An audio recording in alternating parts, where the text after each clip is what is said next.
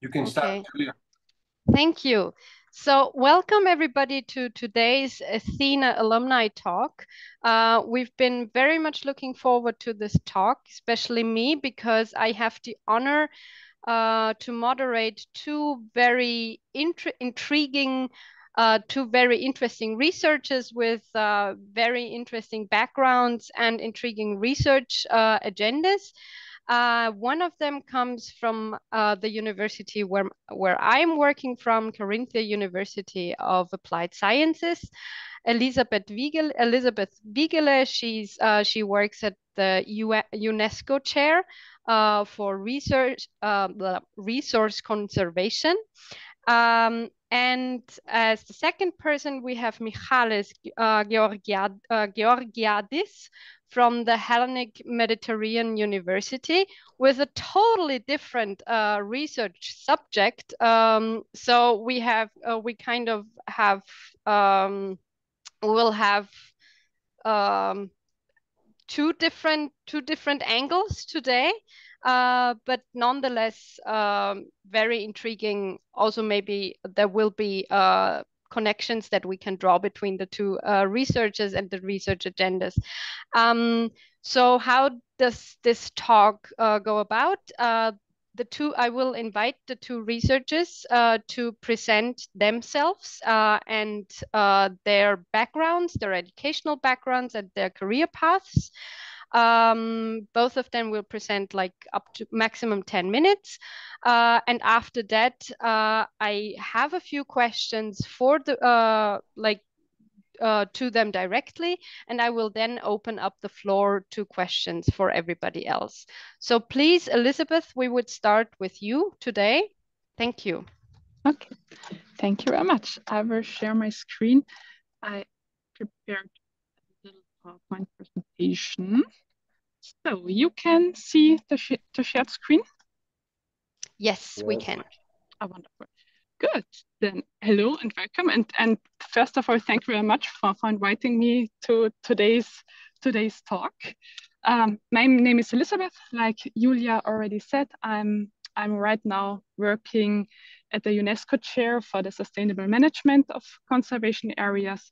And my main research focuses are the management of protected areas and nature conservation on construction sites, and also peace processes in the field of nature for peace. For today's talk, I started a little bit to thought about what happened in the last 10 years. And I tried to reconstruct my educational career and also my professional career from these 10 years. And the timing right now is really suitable because I will turn 30 on Saturday. So for me, it's also nice to think about, okay, what actually happened the last 10 years? So we are starting in 2014. Young Elisabeth is graduating from her high school with a focus on communication and media design. And during my high school time, I had a really inspiring geography teacher. So I wanted to become a geographer. And since with my family background, it was not possible to study abroad. So I had to study in Carinthia, so I had to stay in Carinthia. And my parents were really concerned about me studying geography because they thought that I will never be able to get a job in this field because geography is like nothing. So they tried to convince me that I will at least study education to become a teacher with the fields of geography and informatics. And since I was a really young girl, and I thought that what my parents are telling me is correct and right, I really started studying education. Well, at this year, I also made an internship in the field of marketing. You need to know that since I'm 14, I was working every summer because this is something in our family which is really important, that during summer times we always had to work to get a lot of experience, and this is also something which gave me a lot of energy during all those years, during all my childhood, because when you work during the summer times, you always get new insights and new skills, etc.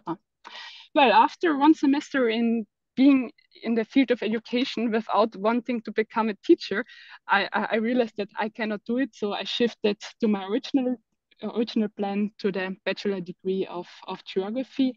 I did this on a part-time basis, and I was so unsure in this time about what I really want to become. So I tried out in the summer working in a local hospital for the summertime, because I thought, okay, maybe a completely different field is where I should end up. But it turns out that the field of geography or the direction was correct. And I tried to finance my studies within part-time working in the field of marketing, since I got the graphic design skills in my high school. So I was doing all the time, I was actually always working and designing for different companies. Well, after some semesters of geography, I realized that geography is too broad for myself, and I would like to focus more in a specific region. So I signed up for an extension curriculum in the field of sustainable development. And at this, in 2016, at this summer, I also got in contact with an ecological consulting office. The name is ECO, Institute of Ecology. They mostly do nature conservation in the 21st century. And and from 2016 on, I always had in the summer internship within this company. And I was also working part-time for them during my studies. And I had the chance to work for quite some years in this beautiful European protected area. It's quite a small area. It's called Den-Spitzmeyer-Neck. It's a urban protected area, and there I was a ranger. I was responsible for visitor management, for visitor guiding systems, for designing info sheets, etc. So everything you need for the management of protected areas were my task within all those years. Well, being in this beautiful site and area, I realized that the field where I actually want to go is the field of nature conservation. And now I had to think about the way, how can I do the shift from bachelor and from sustainable development to nature conservation. And there I found the course Nature Conservation Engineer. This is a 1 year part-time certificate course, which is offered on the Carinthia University of Applied Sciences, on our university. And I started this course next to my studies and next to my jobs. And this course is really eye-opening. So there I got the close contact to the field, and I realized how broad the field of nature conservation is, and how many opportunities are within this field. And this nature conservation engineer course actually plays a really important role in the ecological education in Carinthia, since up to that point, the only ecological education was studying geography within my region, and this was now the second offer in this field. So and it's running up until now. So our next course is starting this autumn. Well, in 2018, I finalized all my studies. So I finalized my bachelor degree. I finalized the sustainable development extension curricula, and also the nature conservation engineer. And within my bachelor studies at the Alpen Adria University, I wasn't really satisfied with that studies and with the structure of the study. So I decided that I will not continue on this university with a master's program. And with this decision, I also got 2 job offers. One job offer from ECO, Institute of Ecology. They offered me to join their team. And the second job offer I got from the Carinthia University of Applied Sciences, and here from the Department of Civil Engineering and Architecture, to join their research group, CONA. And since I couldn't decide which one I should take, I took both of them. So and this were, and now quite some years of following in those two jobs. These are two completely different fields. The ECO is a consulting and planning office, so it's a private company, and at the university, this is a research institution where I mainly did research work in the research field in our research group. This is called Construction Needs Nature, so it's the interaction between construction sites and nature. And there on the university, I also started to coordinate this certificate course of the nature conservation engineer. This was one of my main tasks. So, well, in those years, I also started writing my first book together with my two bosses. So I wrote this book together with Michael Jungmeier and Martin Schneider, and this writing this book was like a little bit like a milestone. So it was a very long process which took a lot of time. It's a huge book. We have more than 60 experts contributing to this book. And I spent, of course, a lot of sleepless nights and a lot of weekends for finally finalizing this project and this book. But after finalizing it, I really realized how much I'm capable for doing those kind of stuffs. So and I really hope that many will follow in the future.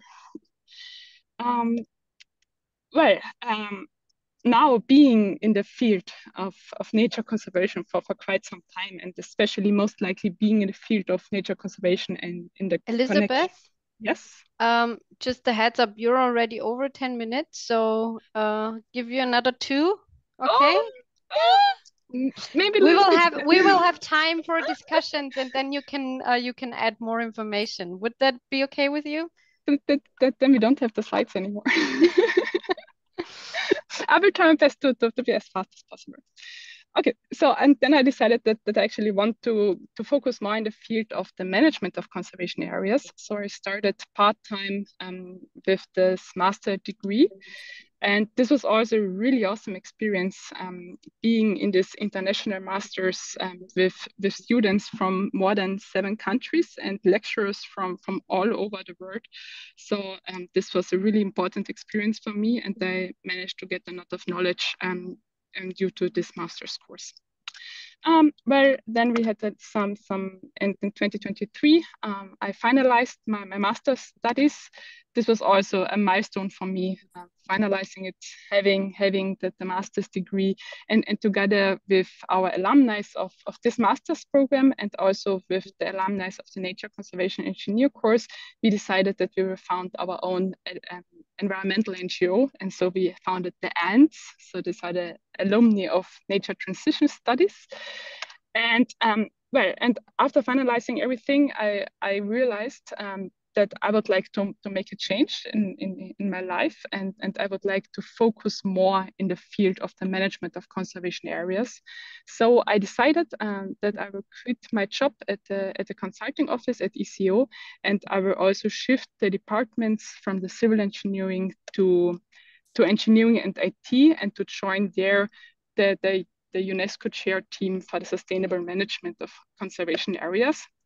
And this is where I am right now. So I'm now in this awesome team of 14 highly motivated researchers, coming a very interdisciplinary team coming from different fields and different countries.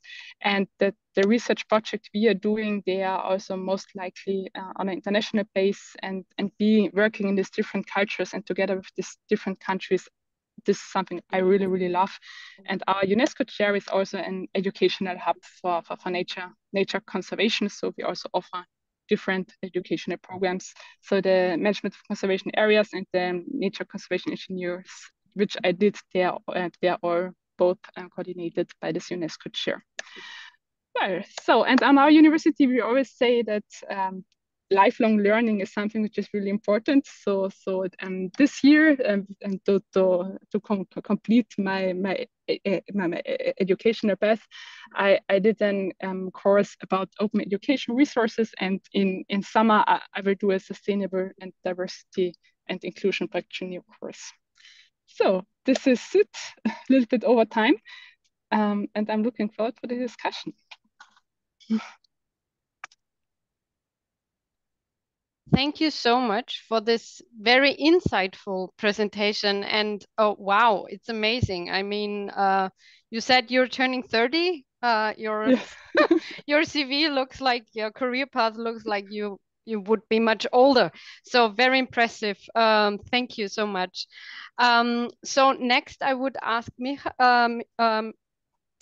Mike. Mike, he allowed me to call him two names.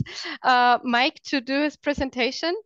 Do you also have a PowerPoint which you would like to share? I don't. No. Okay. I don't have. No like worries. I didn't know that I could prepare something, but right now you have to accept my face only. That's okay, but we are not seeing your face, unfortunately. We're only seeing a black screen, so maybe you should refresh your camera. I don't think that I can do something.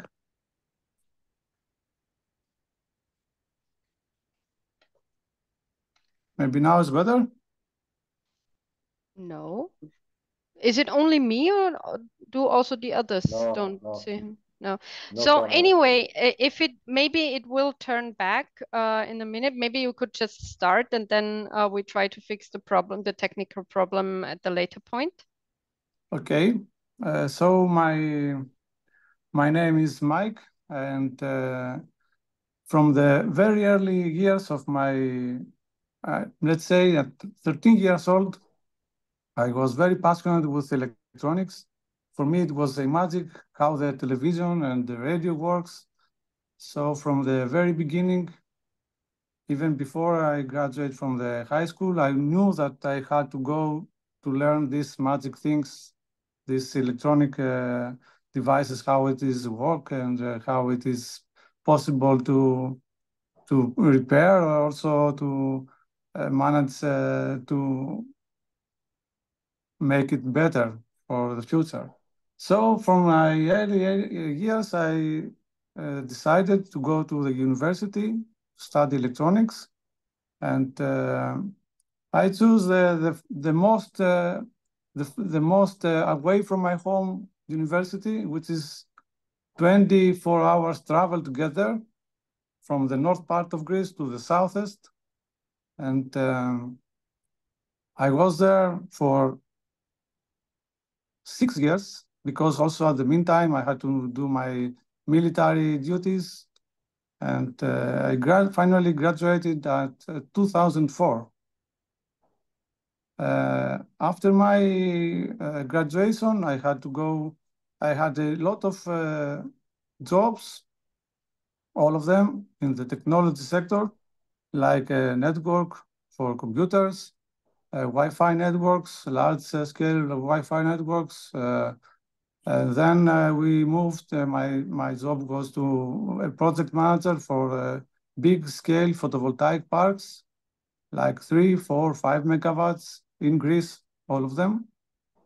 And in parallel, I make my own company, which has some photovoltaic parks also. And in 2001, when there was also the coronavirus, it was a day that I decided to move to move and not be an employee anymore. So I built my own company. I had the time during the coronavirus dates to schedule and to make the paperwork. So at 2001, I'm just a businessman, and there is a lot of things that happened yet. After I become a businessman, I built some more photovoltaics, and there is 1 year that my only job is to build a small DC fast chargers for electric vehicles. So I think the name of my company is Eco Logic. I think that life is dedicated how to make things greener, let's say, not very pollutant, not with many pollution. And I'm enthusiastic with the main goal of Europe, which is in 2050 to become neutral. It means do not pollute anymore the environment. This is my short story. I know Elisabeth took some minutes more, so I saved some minutes. That was very succinct. So very, very impressive. Especially, I personally find it very impressive when people say, "I've always known that I wanted to do that," and I've always known that I'm gonna take this road, and then are really determined and go about it.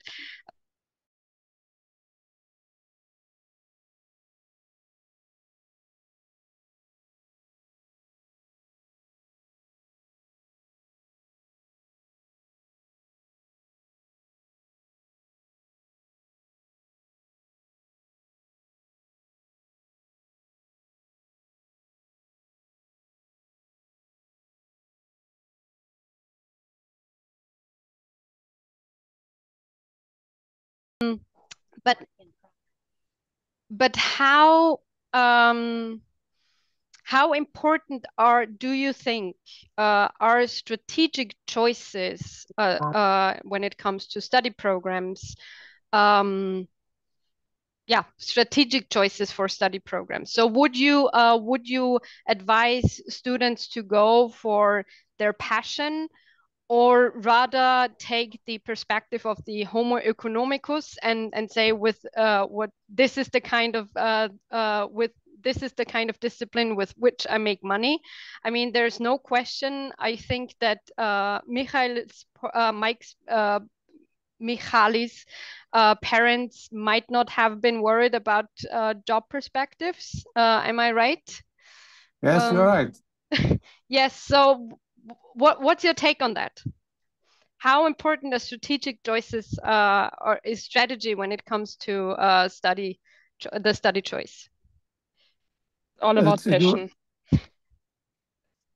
It's all about passion. You are spending most of your lifetime being in this field, and you're reading a lot of stuff, and I think your thoughts are always within the topic where your passion is. So I would always go for passion. Do what you love, then it's easy to do, and then doors will always open. I agree exactly. I think Confucius said that if you do what if you study and your job is something that you like, it's like to never have to work even one single day, because you are doing something that you like. It's not a work anymore. It's not something that you have to do to live. It's something which is your passion, and it's not a job anymore. Thank you. That's very good. I personally also agree with that, but still, I think a lot of young people nowadays, are very much concerned about job perspectives, and even though they might think like they might choose or want to choose subject that they are interested in, their interest is still geared towards more what is spendable at the job market, because the world has changed. Yes, but Kostas, do you want to add something on that, because you raised your hand? No, I exactly what you mentioned. For both of the speakers, this is what I kept on my notes, that they have followed, their dreams. They studied and they are working on whatever they have dreamed. So I have two questions on this, in continuation on what Julia has mentioned. What do you think are the skills and competencies of a student in order to follow her dreams? I mean, what you should be? You should be, how can I say, consistent. You should be devoted. What are the skills and competencies that a student should have in order to follow his or her dreams? This is my first question. And what are your how can I say, advices to our current students if they follow a different pathway? Probably, you are dreaming to become, a dentist, and you are studying now something like to be an architecture. So how you should survive? What are your advices for someone to follow her or his dream? And the other question is like, what happens in the opposite case?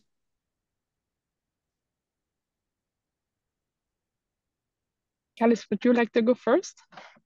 It's hard, yes. It's tough questions. Well, the skills, I don't think that is something special. I think you need, you must be devoted. You must, the university doesn't give you the full knowledge for the rest of your life. So you have to be able, and you must want to learn more and more every day. Especially in electronics and software engineers, there is nothing that the university can teach you. You must be able to learn until your end of your life. So, Michalis, I have a question on this. So you don't think so that the university should learn you how to learn? Yeah, exactly. This is the reason there's a university. The way to learn, the way to work, and then you have to work by yourself. This is a skill, yes, but it's not something in some sectors, like I say in the dentist, like you said. It's not something that you are going to learn more things at the future. Especially at electronics and software, you must learn every day. You don't think so that medicine is evolving? Yes, but it's not so many differences from day to day. Okay. The impact is different, no? However. Yes. If you are not a good doctor, someone could die. If you are not a good electronic engineering, no one will die, in the most probable thing. I agree with you. Okay, I'm not saying that they are not difficult with difficulties with doctors, but I'm saying that they don't have many more information during their lifetime. Yes, yeah. So I would give that the university should, learn you how to learn. Exactly. Okay. This is the reason that there is universities. Exactly. Learn you how to learn all the time. I would like to question, do we really need universities and studies for follow our dream? I think there are so many career paths where we don't need to study. The most important thing, I know we are all from universities and research institutions. I know this, but the most important thing is that you do something you love, and if you have your fields of activity somewhere where you don't need to study, then you can also reach this goal without having somebody who teaches you how to learn. And then you can come back to the university. So you can do the university after some kind of work experience. I mean, this is, for example, what in Austria is possible. So it's not our educational system offers possibilities of like learning a learning path that it's less linear than in other countries, and opportunities where you can like turn around your life into a totally different direction. I think what we're talking about is also of becoming a skill of being resourceful, or of learning how to become resourceful. And I think you two, Elisabeth and Michalis, you're two very resourceful people, because when you explained your paths, your studying career paths, you both found ways of learning skills and not and competences and knowledge also outside university, but also within. So you always you looked for new opportunities to strengthen your profiles, but also expand your competences in other fields. And my question is this something innate? Do you have it inside, or is this something that has somebody helped you with finding new opportunities, like mentoring, look for this and that, or is it something that came about that you learned by just going down this road?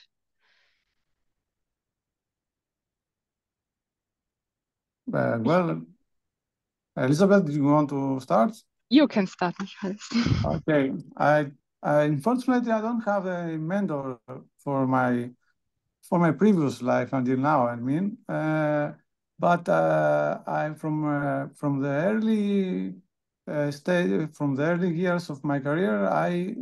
For some reason, I understand that I had to visit many times during a year exhibitions in Europe. In fact, I was in an exhibition when Mr. Dodakis called me last week to participate in this talk.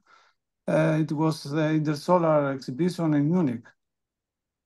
I know that from my first time I went to an exhibition, I thought it wasn't something very important, but when I go again, I see that there is a lot of mentoring inside the exhibitions. You see things, you meet people, you change knowledge, and I think it was very important for my career. Okay, thank you. Elisabeth?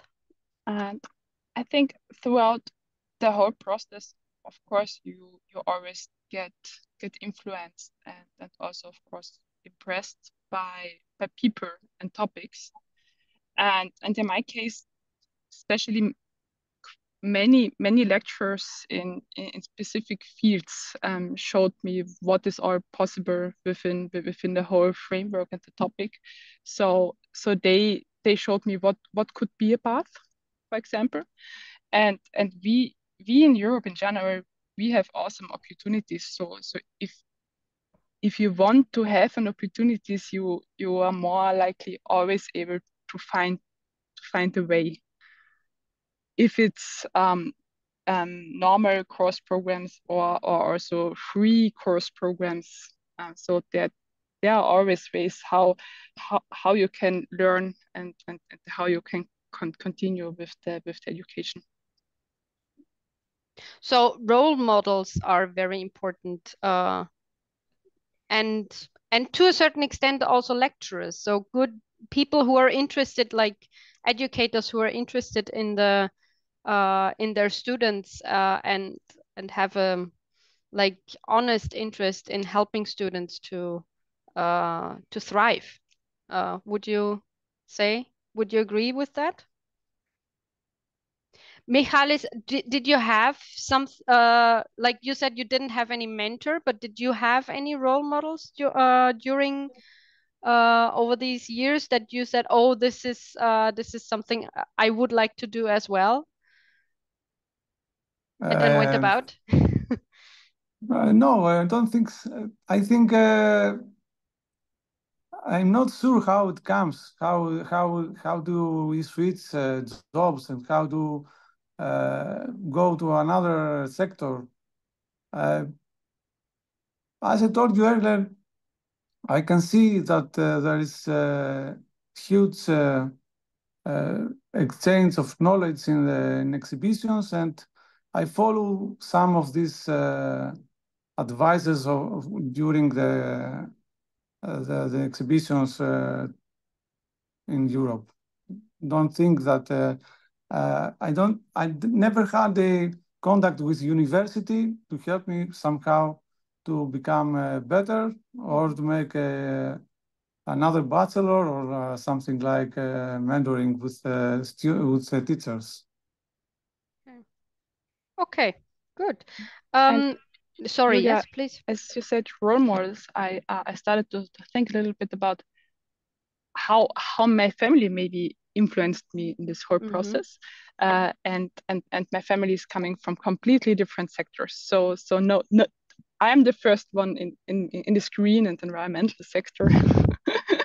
So I'm the alien in the family.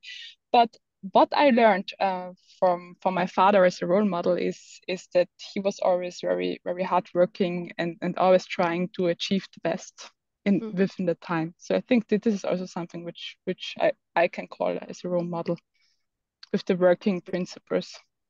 That's interesting. I would have a bunch of a series of questions, but I would also give others the possibilities to raise questions or comments, contribute to this ongoing discussion. So from our audience, there is somebody. Yes, George. Yes, it's just not a question, just a comment. Having heard the quite interesting career paths of both Elisabeth and Michalis, at least from my side, I can conclude that the degree of interaction with the labor market during the studies is quite important. And for example, Elisabeth found her own way easier in comparison to Michalis. So such an interaction, according to my opinion, is quite helpful. This exposure, like I think, like in Elisabeth's case, it's a little bit like more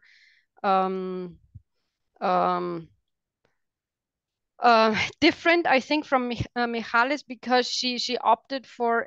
Please correct me if this if I misunderstood that, Michalis.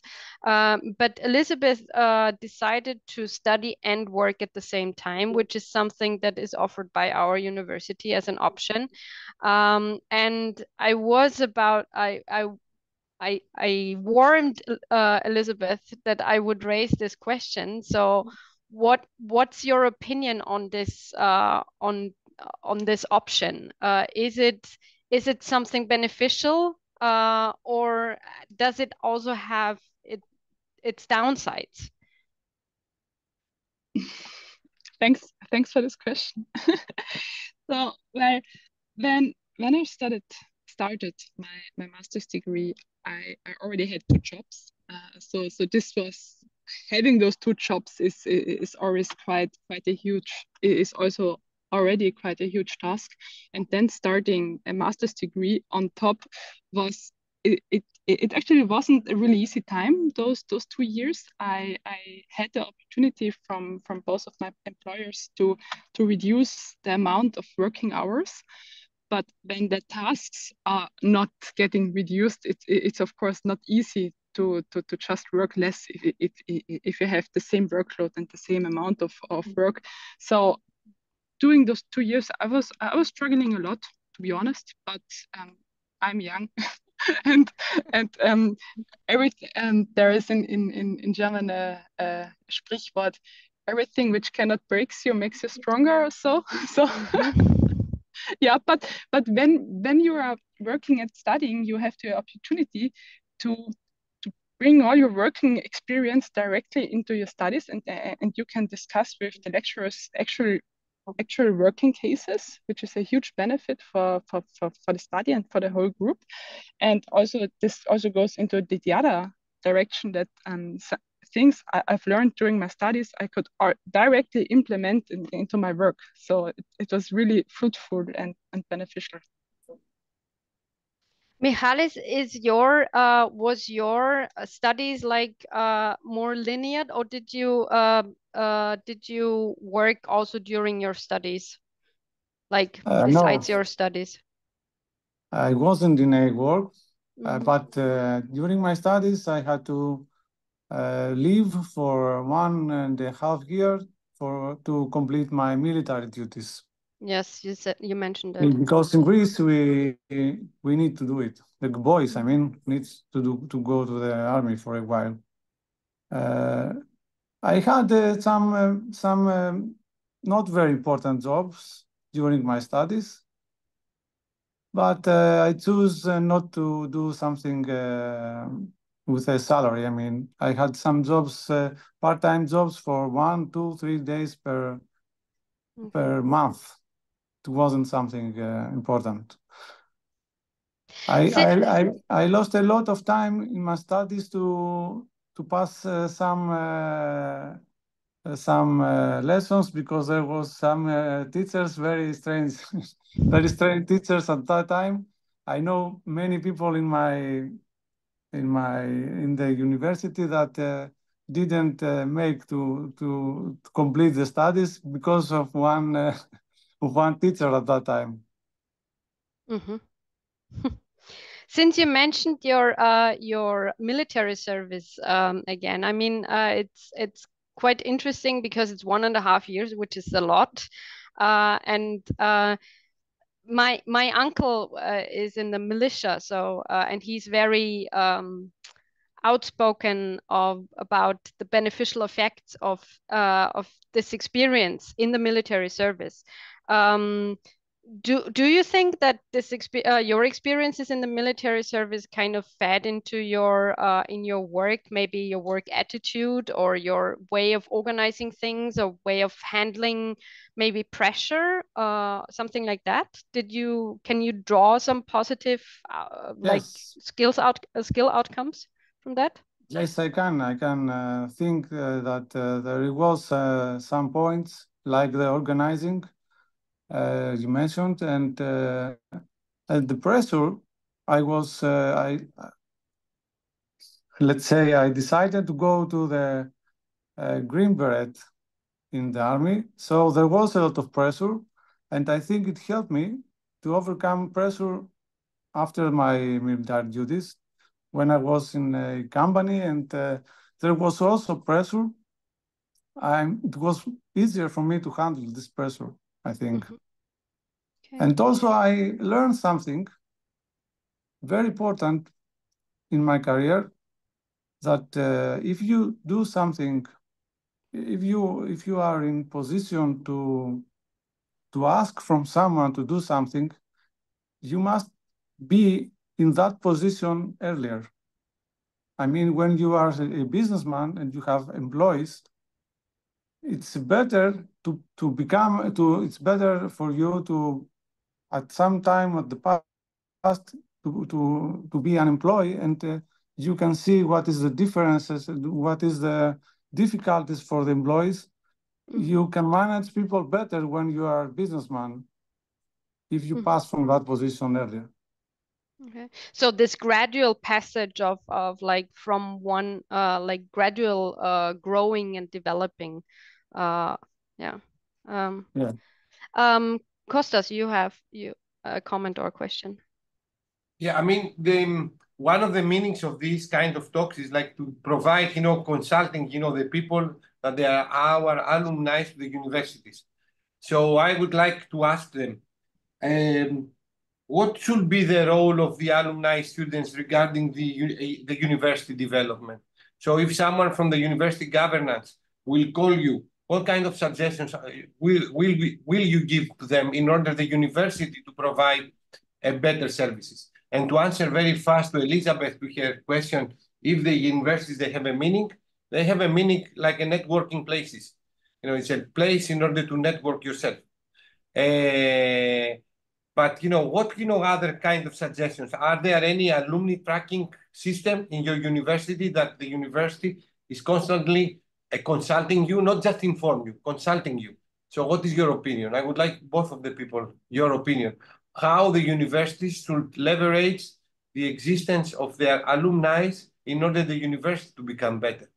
Mm-hmm. So the Carinthia University of Applied Sciences, they have a really, really strong alumni system and network. So they are offering their alumni expert speeches and keynotes on the as an in-present format, and also as an online format on a quite regular basis.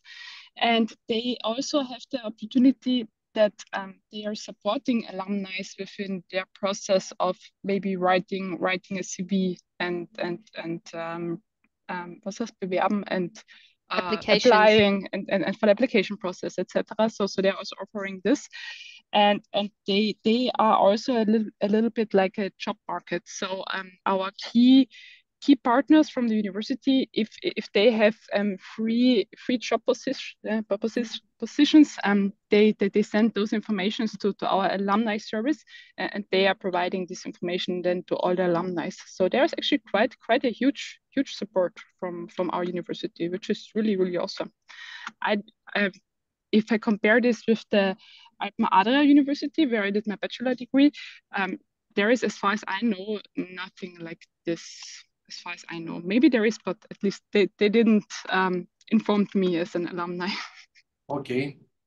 So, Julia, do you know these people that they are running your alumni office in Corinthia? Yes. It's Birgit Marktl, and she was also the chief organizer of our Meet and Match fair, which was a great success this year, but also the years before.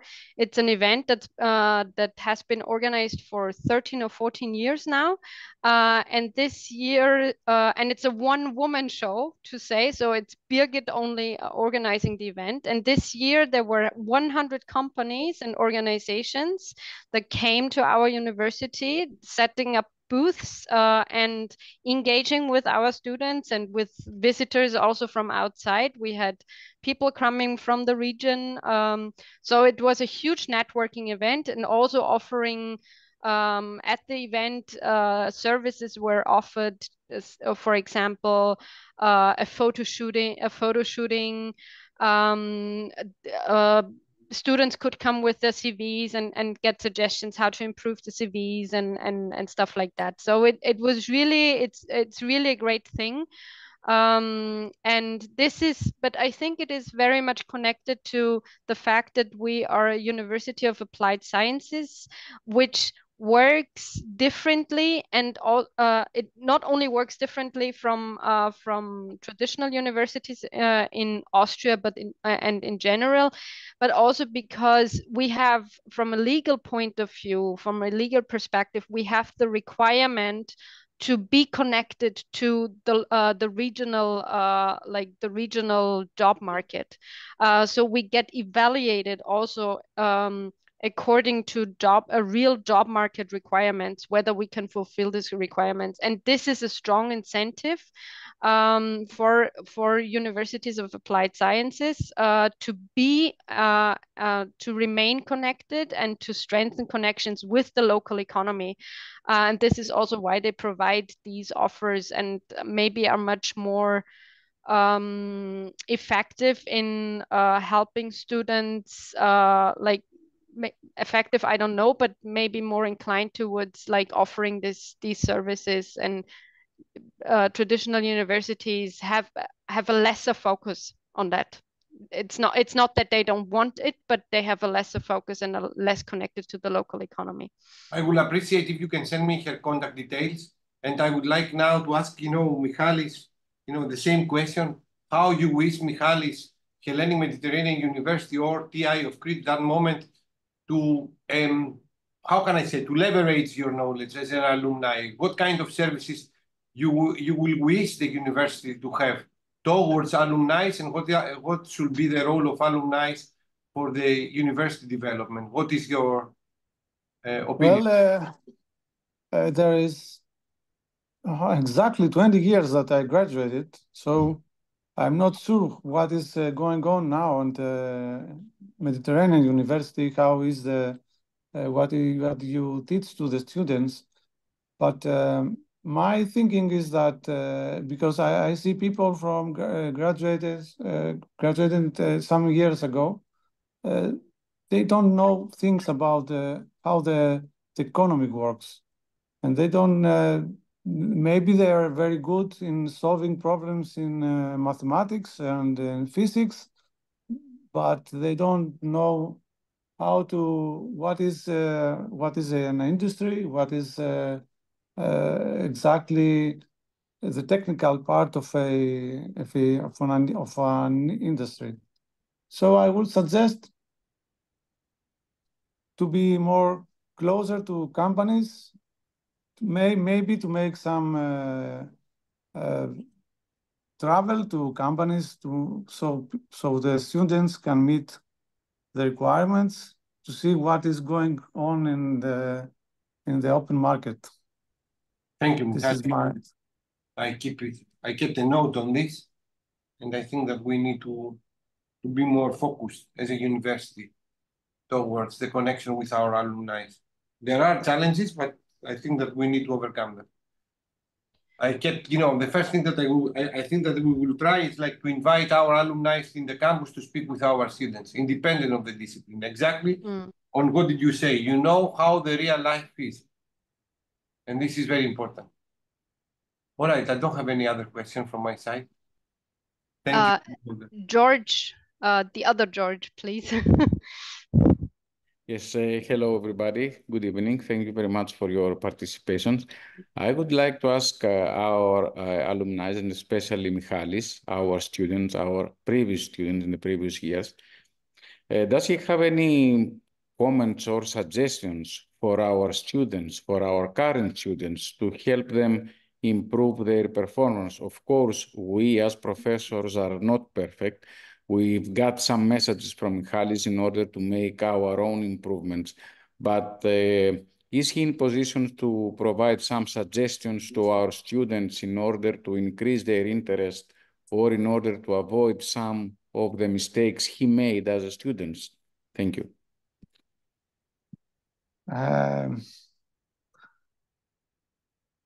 I never thought about it, but I think I would invest in general knowledge and not only the electronics, for example, in your sector or the environment.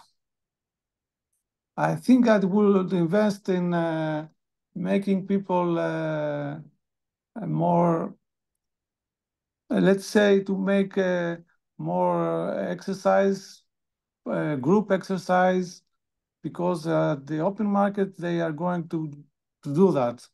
They don't have to solve it. They don't only have to solve a problem by their own, and maybe the exams, for example, is something that is something that you can do by yourself without any help from anyone else. I would invest to make groups of people and make them to cooperate with them, to cooperate between them. I mean, but it's a tough question. I never thought about it. What to do if I was in your position? Not actually being in a position of a professor, if possible, to provide some advice to our students, because we know that in many cases our students, they lose their interest in studying due to the financial crisis. A high number of them, they have to work, so they study part-time. But just some kind of advice in order to keep trying and not leaving their studies aside.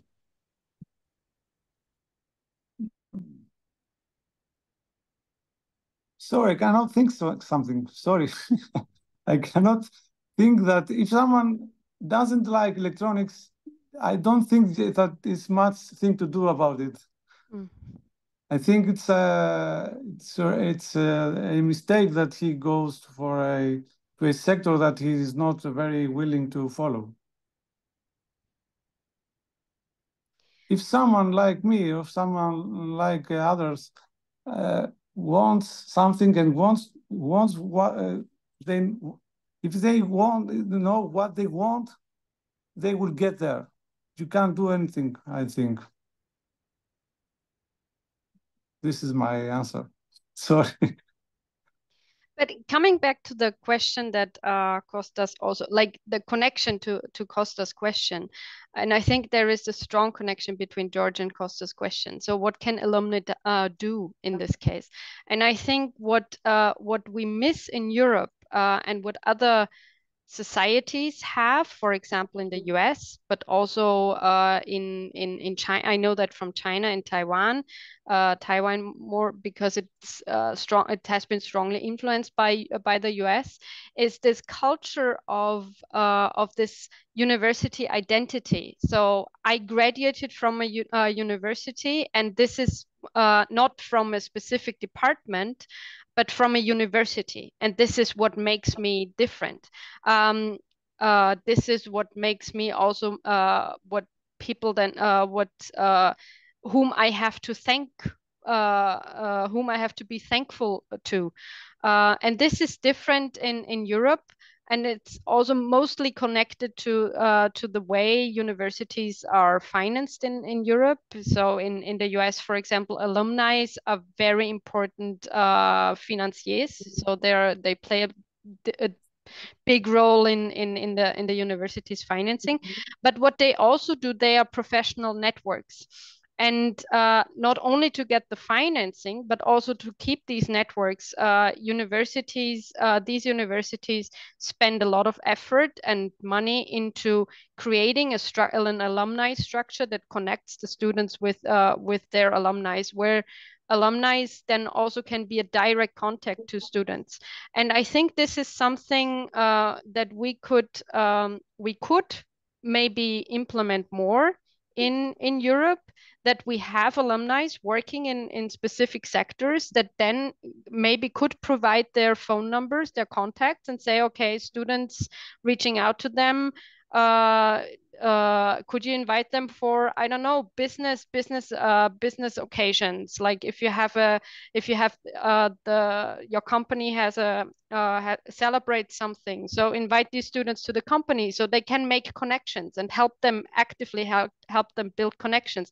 I think this is a way that we could go forward. But it necessitates the development of alumni structures in our universities, especially keeping the contact with these people. Okay, we are at the end of our alumni talk. It has been very fascinating. I've learned a lot, and again, I'm very impressed by the both of you. And I hope people who participated today, the people who participated today, and the people who are going to watch this talk will be as impressed or even more impressed by me, and will take you two as role models. And so thank you very much for today's talk, and see you soon. Thank you very much. Okay, bye-bye. Thank you both, Elisabeth and Michalis. Thank you very much. Bye-bye. Thank you. Bye. Bye.